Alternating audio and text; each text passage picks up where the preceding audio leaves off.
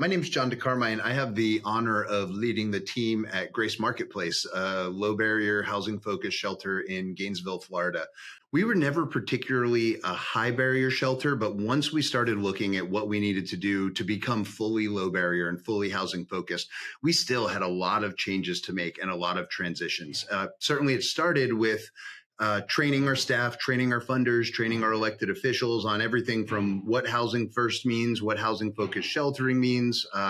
We put together a training that kind of covers the highlights of all of the best practices that we would use, from trauma informed care, mental health first aid, conflict de-escalation, all of that.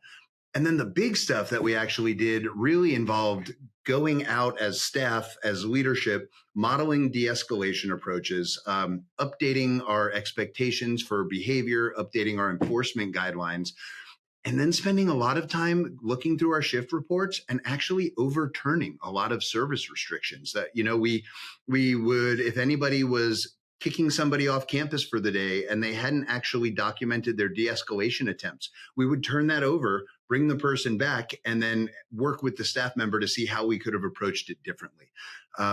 We lost some staff along the way, and some staff quit and some were fired because there was something about how they were intent on communicating with people that was just, there was no room for that anymore. We are not holding power over people's heads. We are not throwing out threats to people's life or safety. And you may think, well, we don't make threats like that, but think about what it means to threaten to somebody that they will lose access to your services, that they will lose access to a safe place to stay. They will lose access to food. They will lose access to water. Those are big threats to somebody. So when we were making that transition, we had to really look at how we were approaching people, how we were working with our guests, and also how we were working with our staff. And throughout all of that, what we found was we were, again, able to serve more and more people. Our housing placements went up by about 20% just by bringing people in who had never been given access to services before. And we saw our success rate, if I'm being completely transparent, drop a little bit.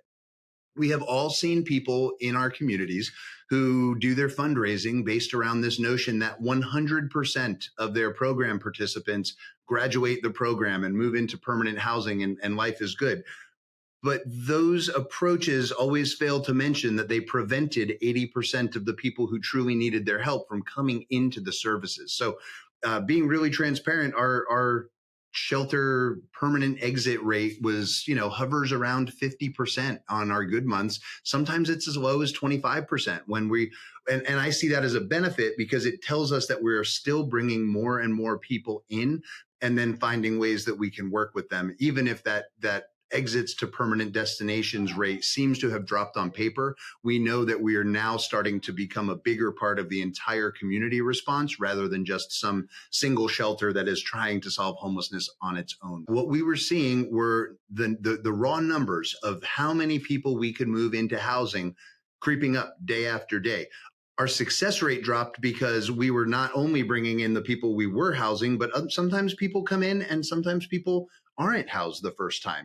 Sometimes it takes a few times for somebody to go through any massive change process. In fact, almost always it takes a few times for somebody to go through some massive change process, whether that's quitting drugs or alcohol or recovering from mental health issues or exiting homelessness. So we want to make sure that we are there to give people the opportunity and that safe place to land each and every time they need it, just like you would, again, see in an emergency room. Nobody's going to tell the guy having a heart attack that they'd already treated him twice this year, so he doesn't get this heart attack resolved.